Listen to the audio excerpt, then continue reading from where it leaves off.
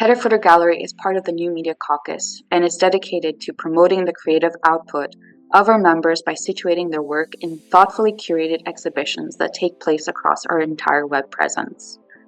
New Media Caucus is an international nonprofit association formed to promote the development and understanding of new media art.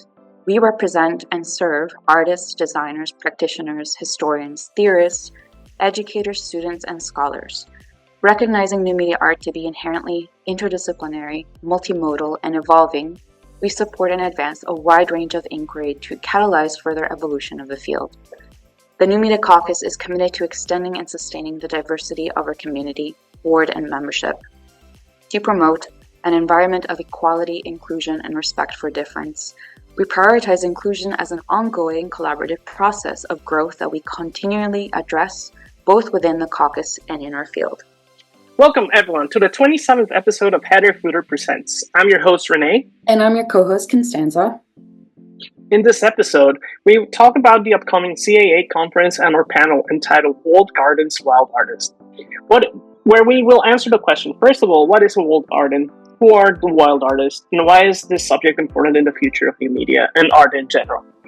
For this conference, we decided to invite artists Mustatea and JLS Ganwich to talk to us about their work and generate a conversation. So instead of presenting papers, what they will do is actually engage in conversation with us. We will have some questions, but we hope that we can get the public involved and create a conversation. And this is something that's kind of become a series, with the first one being last year's at Chicago with Constanza doing... well, you want to talk about that one? That's better. Yeah. Last year, wow, it's already a year.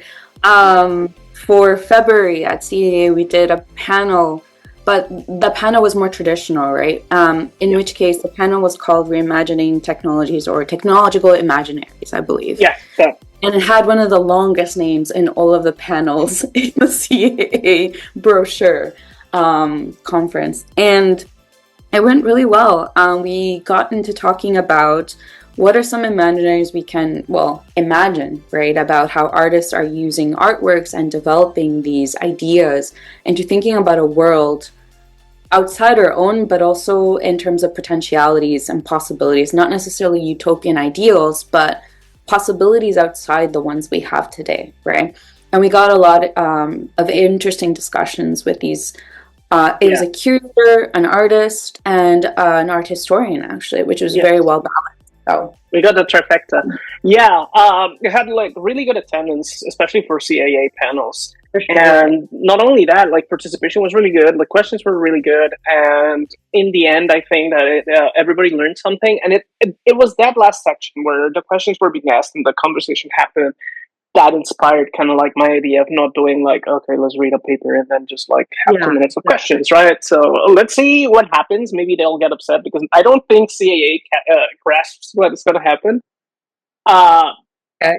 We'll see. I'm sure it'll go well. Break the rules, do things, ask questions later. Be wild. Yeah, exactly. Be wild. And that's the point. What we're talking about, and it's walled gardens, which is all these siloed sections of the internet, which can be in this particular case, what I'm thinking about is apps and apps created by artists. What are the consequences of creating an app? What are the consequences of, or the benefits and the negatives of doing this, right? There's technological questions, there's upkeep questions, conservation questions, all these things that I really want to find out. Yeah, exactly. And I really want to have these conversations with people who have done that. And that is why the work of JLS Ganwich and Mustatea is really important, particularly Kat's book, which is actually being sold at MoMA. It's really, really interesting. It's a book that destroys itself and it requires an app. So I really want to learn about what that is. But also, the whole concept of walled gardens applies to things like Facebook, Instagram, and all these siloed versions of the internet, which happened with Web 2.0, and the consequences of that, which is something that I call corporate prudishness, right? Mm-hmm. And what is corporate prudishness is this fear that corporations have of allowing anything outside of heteronormative traditional values and things like that, and the consequences that it has. So one of the things is I had this conversation before. I actually did a conference talk in Portugal regarding this very subject, and it's something that still haunts me, right? Because you constantly see the consequences of corporate prudishness, right? And one of the things I want to know, because the general perception is that all of this is American led, but it is, but it isn't, right? Because there's different interests. Like in the end, the concern is that it's money for these corporations. So what are they going to do? They're going to bow to whatever moral or political rules each country they're operating in with has. Right. So, for example, in China, the censorship is different than it is in the West. It's different in, for example, in the Middle East, in Saudi Arabia. It's different than what it's in Israel, for example. And what's happening is that we're creating these very siloed internet spaces that are really limiting to what we can be or do. And one of the consequences of this is that we, especially for anyone that's interested in resistance, particularly in the art world, is that we can only be as rebellious as the corporations are comfortable with. The second you say or do something that they do not agree with, you're gone. So Exactly. Exactly. that's basically what the subject that I want to go into rather than talk about the other one, because otherwise we would be stealing the focus from the conference. So Yeah, yeah. yeah, This about is that one, yeah, yeah. No, go this is to it. more of a preview, especially for It's a people jumping that are point. in New York, a jumping off point, right? But also, we encourage people that are in New York or that happen to be in New York in February around that time to come take a look at CEA if they're interested in learning more about our talk and panel. Um, Yeah, and the bookshop is fantastic. yeah, exactly. Oh, the bookshop. Yes, I'm Well, the book gonna. fair, but yes. Book fair. I'm gonna have to carry like these sacks of books home, so that'll be Oh, interesting. come on! You can just take a suitcase and roll it home. I have the Oh, for problem. sure. Yes, you have the problem. I have to But haul in it any across case, the continent. yes. In any case, with what you were talking, I think what's interesting is you made mention of specifically Web 2.0, because through the research that I do, and this is specifically about artists that are working as the internet was emerging, especially the World Wide Web. Um, I feel that there was, and many people agree with this, there was much more expression, you know, uh, ability to be rebellious and lack of censorship at the time, which is really interesting also because this is like a subject I teach in my one of my classes. But when President Bill Clinton at the time was kind of like handling all these situations that were emerging with the internet and what is or is not allowed. He wanted to instill or enact a decency act, like a policy, right? And so there's this really famous person named John Perry Barlow, who he was from a band, and I'm forgetting right at the moment, but he wrote the Declaration of Freedom for Cyberspace or the Liberation of Cyberspace, which is so important because in that declaration, and I think the story goes that he wrote it in a little napkin in around 1990 something. And in that little declaration, it became sort of a manifesto for people, the netizens at the time, right? And in that, he calls out these ideas of censorship that were sort of floating around and with the expectation of what was going to happen with Bill Clinton, who was going to enact the Decency Act, right? Yes. But yes, the whole idea was fighting against censorship and what you were able or not able to uh, effectively put on the internet. And so artists at this time were also grappling with all these things. And cyber feminists, for example, especially as the internet was emerging, they were rebellious. They were talking about wet, fleshy, sensual, like eroticism, and their images on the internet, the games that they would create, among so many other artworks, were controversial in many ways, more than one, right? But within the context of this environment, um all that work would probably be censored today, Yeah. right? So Well, just a starting yeah. off. Well, it's interesting because John Perry Barlow. Barlow, yeah, he was a libertarian, Yeah. and so he kind of bounces on like this current like line in the U.S. of like Yes. nothing Absolutely. has to be bound, but at the same time, it's a little bit contradictory because of how they are. But Yes. it's also He he was a created the rancher, cyber he was a poet, libertarians. he did a lot of things. So he's a very contradictory person, I think. Yes. Um, Yeah. I'm gonna put a link on the description of the video because I already found the Cyberspace Independence Declaration. Yeah. Yeah, so yeah, that's a really interesting thing. But one of the things I wanted to show is this little slideshow that we prepared. Just need a Mhm. second to We find are it. visual people. Yeah, we are. Let's see if it pulls. Yeah, there it is. So, okay, this is the wrong place to start. Okay, Yeah. so one of the things I wanted to make clear is that this censorship of art is it's not a new thing. Like you've had this for ages. Like for example, with Pope Clement the 13th in the 14th century, where he suddenly decides that all this nudity. Like, so this happened 60 years after Michelangelo made the David, and he had just died, and then Pope Clement decides that nudity is wrong, that nothing should have you shouldn't be able to see anything that arouses these spirits. Basically, that's what he said. And the church makes this declaration, and they start putting fig leaves on every single statue in the Vatican. And one of the funny things that I found out is why is it fig leaves, and it's because of Adam and Eve. So basically, Mhm. in the Bible, it says that they cover their indecency with leaves, and it specifically says in some versions it says it's fig leaves. So as you can see here, we have this little guy with a leaf in his crotch, which just magically floats there. Magic. Um, Yes. that is a lot of works because in some cases they were like chopped and then plastered over. In others, it was just like a plastered pasty thing. But it damaged a lot of works of art. And then we have things like the Bonfire of the Vanities with around the end of the Medici reign in Florence. I don't know if you're Uh-huh. familiar with that. Mhm. Um, so this whole burning again because the church is being.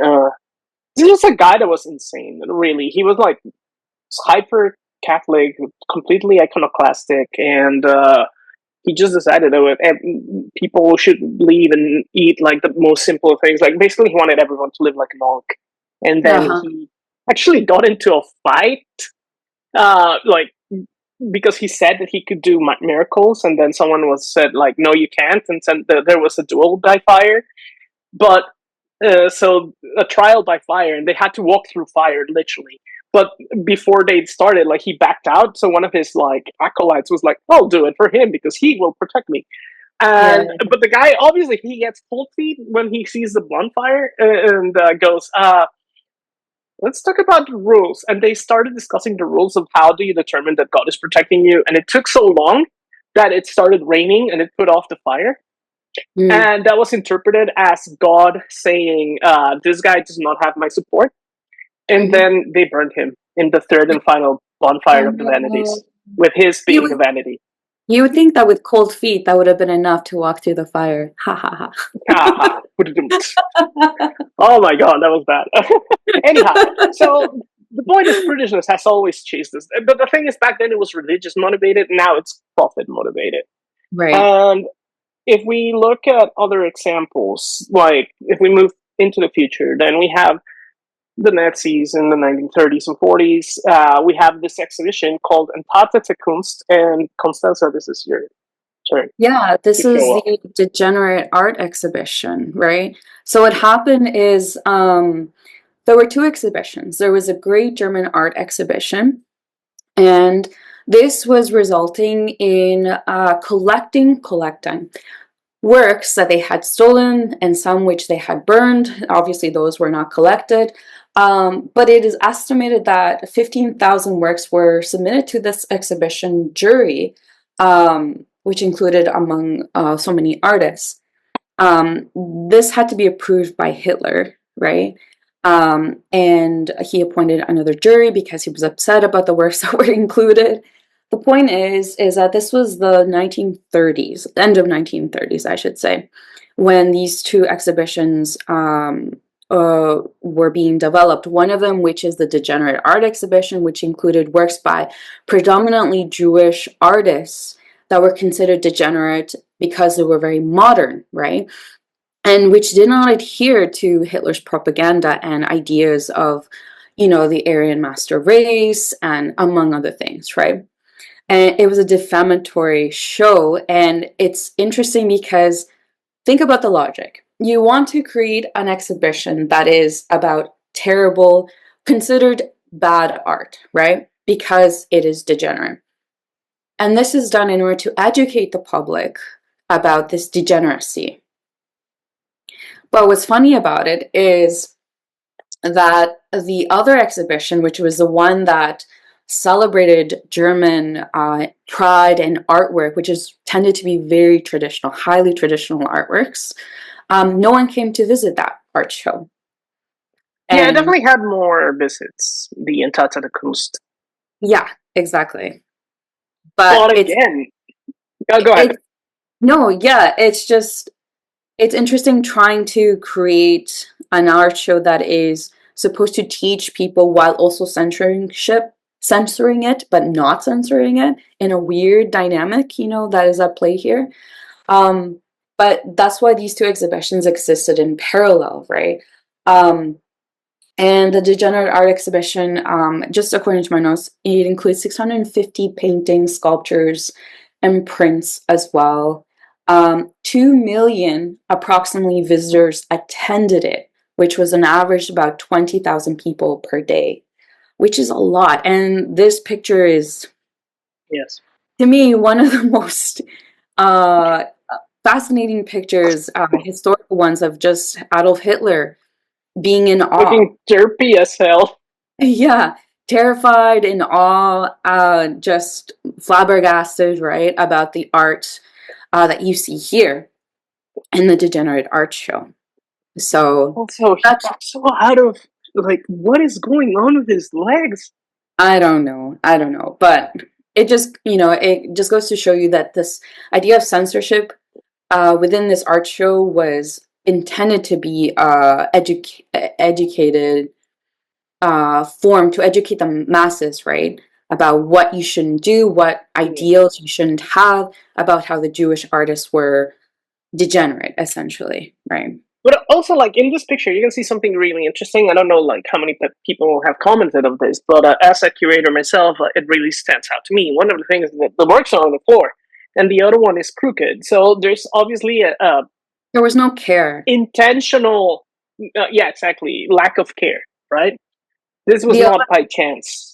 No, Sorry? exactly. The other thing to note is also in this exhibition, they had phrases on walls that said a very anti-Jewish rhetoric, of course, Yeah, and it was plastered all over, like in between the paintings and sculptures and things like that. yeah. Some of which were anti-Jewish, but also other ones which were very pro-Aryan race, things like that as well. But here comes the funny thing. So one of the things that the Nazis wanted was this very traditional, very romantic view of Germany, right? With Yeah. very photorealistic. They were always looking at Goethe, or in terms of literature, they were looking Yes. at Dürer when it came to painting or engraving and all these things, right? Uh, so they wanted this hyper realism because they felt that that was what showed care and like a love of art, and they thought that like what these artists were doing was careless and primitive and savage.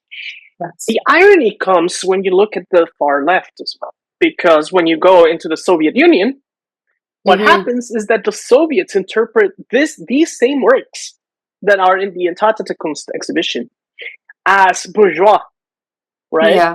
Mm-hmm. And they go back to what? To this very romantic, hyper realistic depiction. Yes, And so absolutely. you have this really interesting thing where you have the extreme left and the extreme right echoing each other in the fact that they don't like. So what we get up in is that totalitarians of either like fascist and totalitarians at the same time have this very limited grasp of creativity and freedom. Like in the end, both opposing states and very like enemies each other ended up Yeah. with this. But then come in the Americans, and then you have things like action painting. You have Jackson Pollock, and you have the mobiles by oh god, I forgot his name Alder. right now. Calder and all these people, right? Mhm. Uh, and that was backed by the CIA as a way of saying, look, we are progressive and all this. But in the US, the most popular artists were hypernaturalistic, realistic paintings, Mhm. like with Kincaid and things like that. So every single civilization that has like this totalitarian streaks Yeah, yeah. tend to and conservative, because America is incredibly conservative. So they go for these very realistic depictions of art, and everybody, it doesn't matter. It was the left, it was the right, it was the middle. Everybody was against That's so interesting modern because, art, basically. yeah, it's so interesting because I was reading this article about, and this is not new, like this happened when Trump, now president of the US, came into power the first time.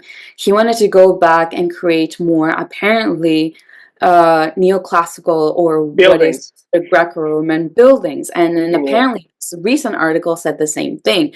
He wanted to go back to this idea of time and architecture, right? Because it was a symbol, according to him, of something more traditional in values.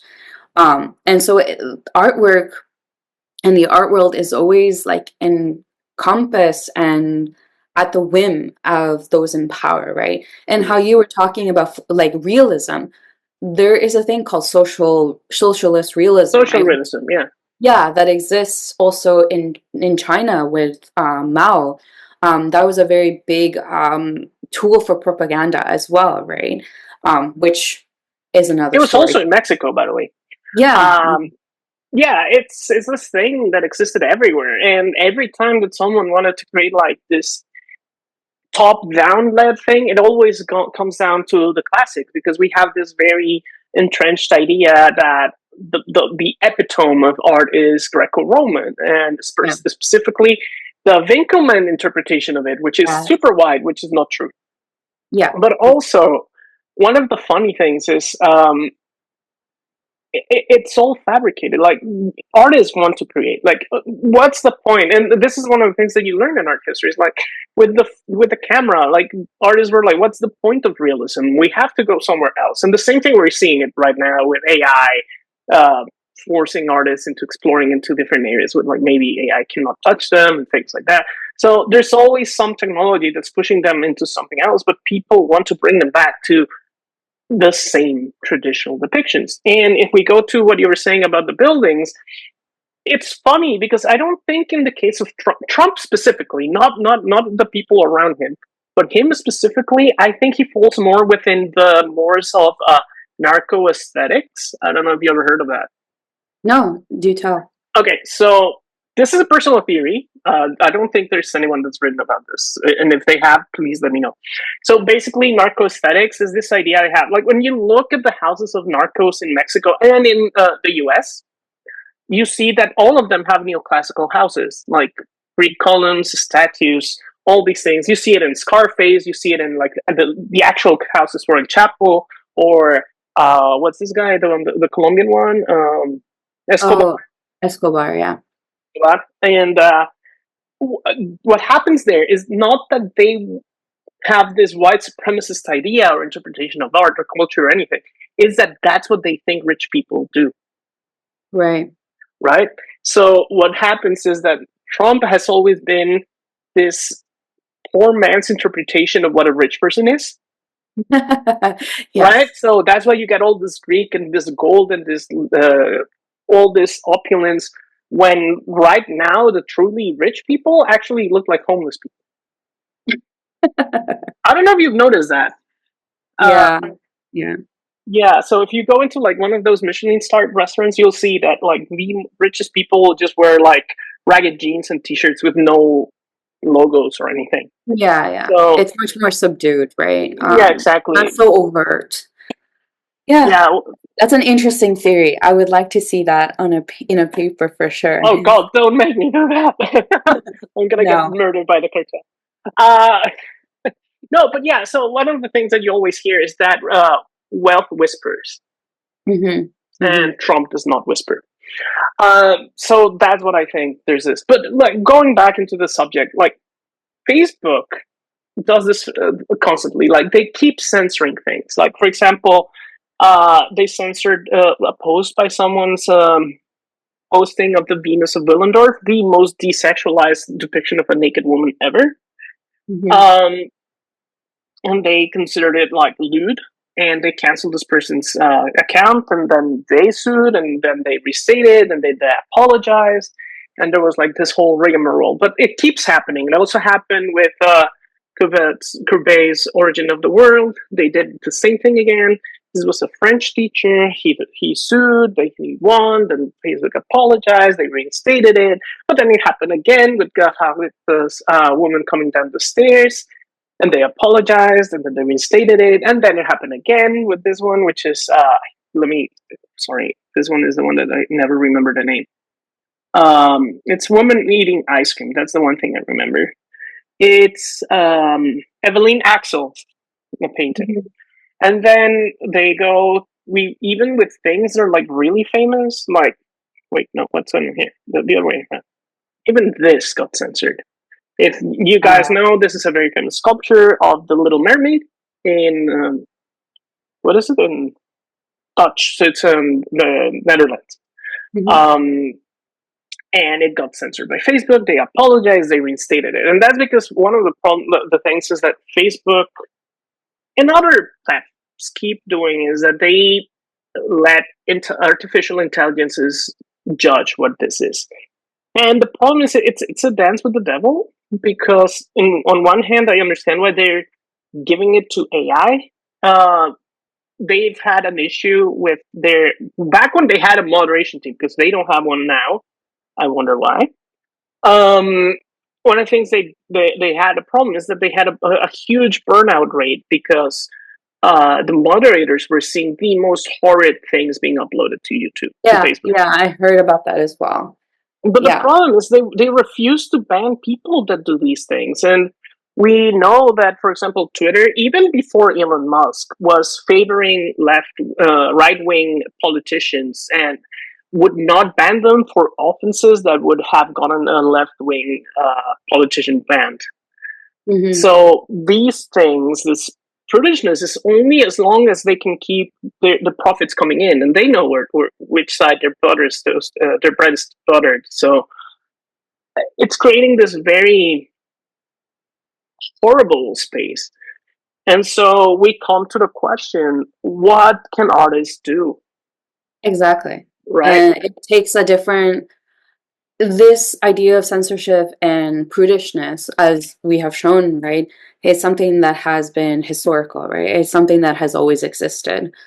Pushing a specific agenda, censoring something else in turn. But what does it mean to be an artist today, working with technology, and how that's heavily, corporatized, right? So, and Yeah. that's where the panel comes in to discuss these issues, right? Yeah. In Exactly. this day and age, for sure. So one of the things that I think is that we have to go back to Web one, because Yeah. there's this myth that Web one was top down when it wasn't. It was bottom up. Mm. And this was because of how marketers wanted to reshape the internet and turn it into what it is now. Yeah. Uh, but the point is that everybody had my web page, right? Hmm. Like, and the web pages became this thing where you could talk about your interests, you could upload whatever you wanted, and the only person you answered to was yourself. Obviously, it comes with certain responsibilities and consequences, right? But ISPs tend to be less, not ISPs, sorry. What is it called? Hosts. Web hosts tend to be a little bit more lenient. You can find more open-minded ones. Obviously, if someone reports that you're doing something wrong, they tend to be too fold anyways. But Yeah. it has to be more extreme things, right?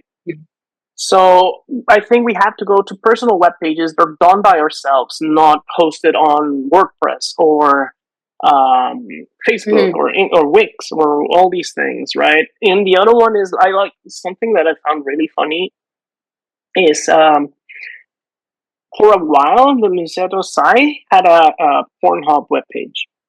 Oh, really? Yeah, because it was the only place they could post. Really? I didn't know that. Yeah, Wow.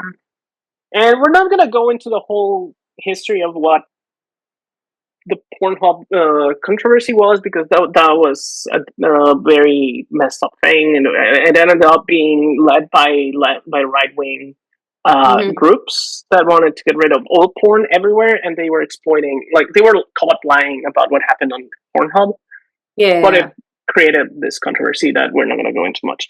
But the point is, Museto Sai had a page on Pornhub. I've known artists that wanted to do something as silly as called as plant bondage, yeah. which Okay. involved no nudity. It was just them performing bondage on a plant with ropes and like Oh, whips and okay, okay, stuff. okay. Okay. It's so funny. There's a video. I can put a link to it. These are two Mexican artists, and they did it on ChatterBait, and that was the one way that they could get around the rules that YouTube Live would have banned it because it was bondage, right?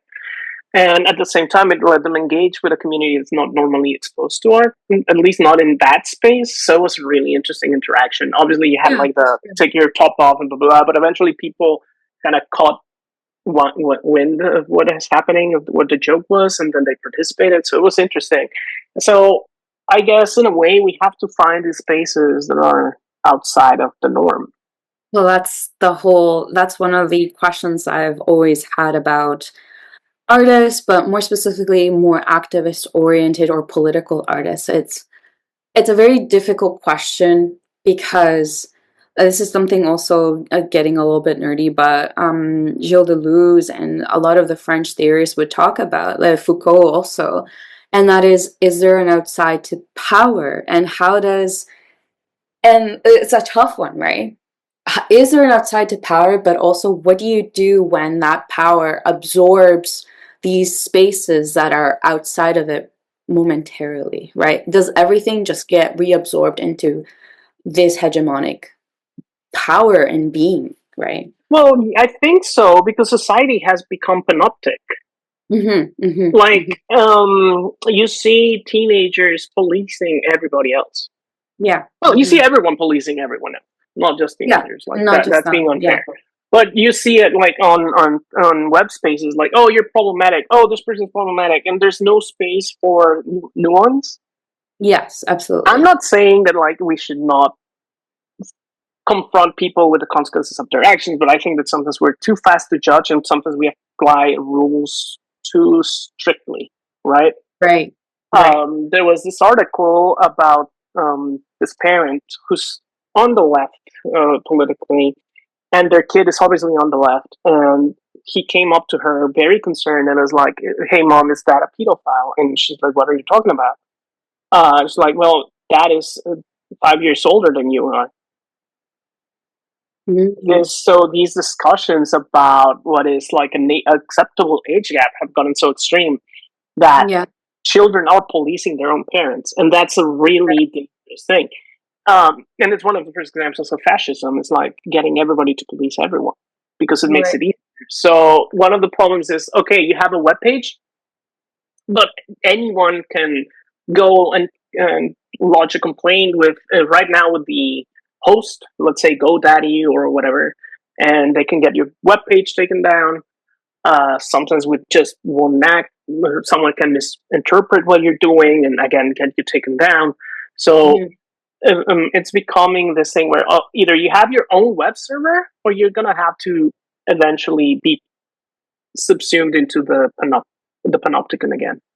Mm-hmm. I don't think you can exist outside of it, sort of, but like we know this. Like you have things like Anna's Archive or all these like book repositories that exist outside of legality, Yeah, yeah, yeah. and they exist in completely independent jurisdictions from the U.S. But because it goes against publisher interests, Mhm. the domains get taken by the FBI, even if they're outside of their jurisdiction. So, is there a way out? Kind of, sort of, as long as you're not too loud, and that's a problem.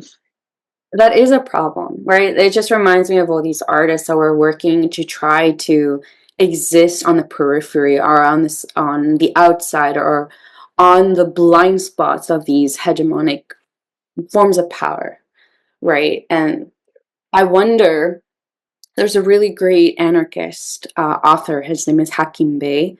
That's the name that they go by. And it was one of the earliest texts on the internet that was, basically talking about anarchy and like how do we exist on the internet among all things.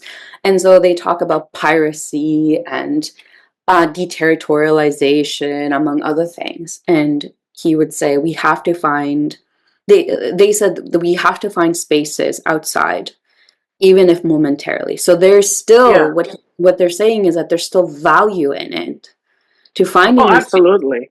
even if you get absorbed or subsumed, right? It's I still a form of protest, yeah. rebellion, right? I think we have to go offline more. In the end, we have to avoid the online has become this toxic space for freedom, literally. Yeah, And I it's think we have to exist inside of it, and we have to create our groups like back in the day.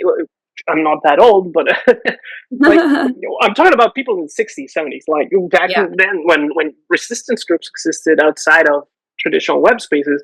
And yeah. ironically, the people who are doing that right now, the ones that exist outside of that, it's the people with the religious cults, for example, Hmm. who manage to find this existence where they cannot be regulated or observed. And ironically, we would have to mimic those actions, but obviously being very vigilant to not fall into cults of personality or all the Of failures that course. all these systems have. But that is Yeah, very hard. At the same time, it's it not like is. online, it's immune to that. So it's No, just a different absolutely. form of risk. Yeah, it is. And I'm just hitting everyone with like a whole bunch of references now. But it's a That's the really fun part. interesting, yeah, that's a fun part. There's a really great artist collective called Critical Art Ensemble who did a lot of works, but they also published a lot in the 19, starting in 1994. And they spoke about electronic disobedience, Hmm. which is taken from this idea of disobedience, right? That you would have in public spaces. So, like for example, standing in a municipal building or a government building and not leaving, right? Public sit-ins, for example.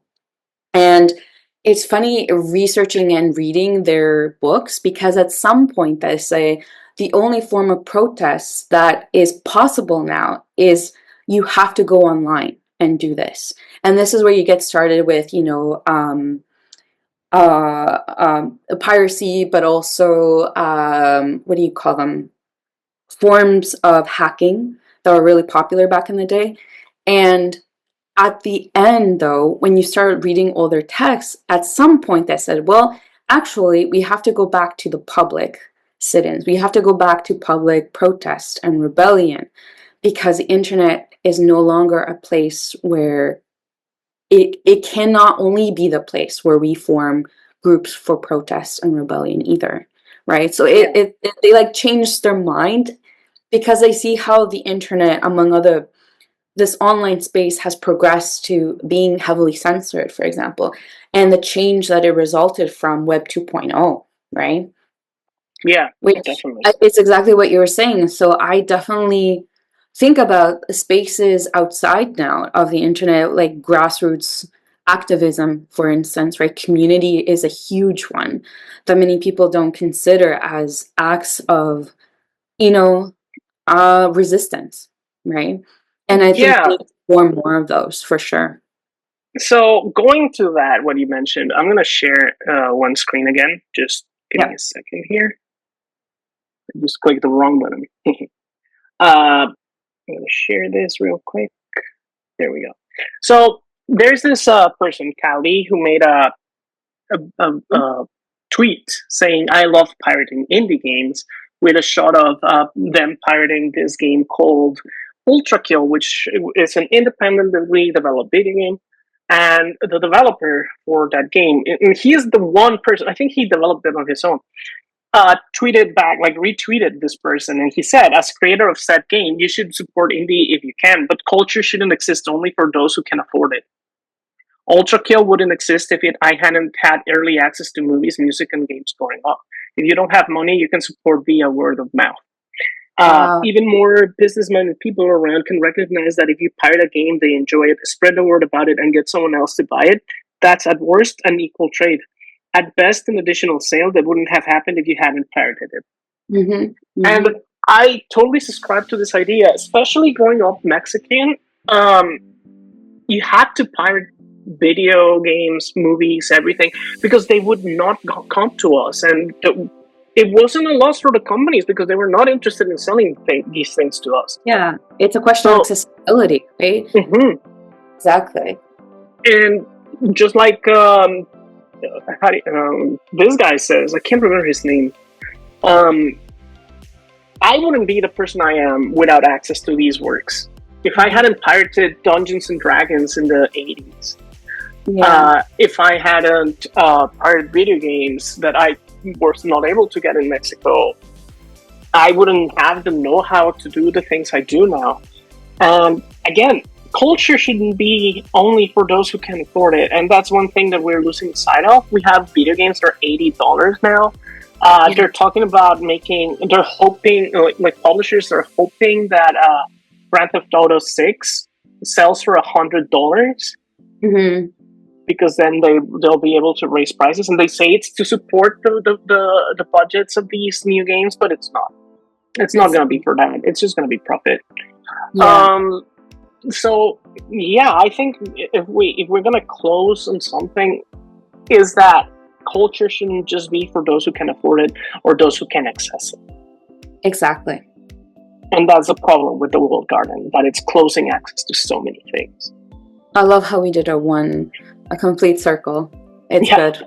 No, that's perfect. Yeah, absolutely. And I'm very excited to see what our conversations are going to be at the panel, right? I think we have some really good questions, some thought-provoking ones, maybe some difficult ones even. And I'm curious to see what the public is going to interject and think about with us, right? Because it's not about thinking alone, it's thinking with us about these issues. No, totally. And building community, right? Community is so important. Yeah, creating communities with people face to face, ideally. Yeah, exactly. Even if it's local, like it doesn't have to be international. I think local action is more important in the end. Yeah. Exactly. So with all that said, please go to CAA February, I think it's the 14th. February, I can check really quick right now. All right, well, Constanza checks that. Please come visit us if you see us, say hi. We're always willing to talk for a bit. Don't forget to like and subscribe. And 15th, yes. What is it? 12th to the 15th, I believe. 12th to the 15th, and then I believe we are on the 14th. So, no, 13th. We're on the 13th. Oh, we're on the 13th? Okay, cool. So nobody has to sacrifice their Valentine's dates to see us. That's good. Yeah. Anyhow, thank you for watching, and we'll see you next time. Bye. Bye.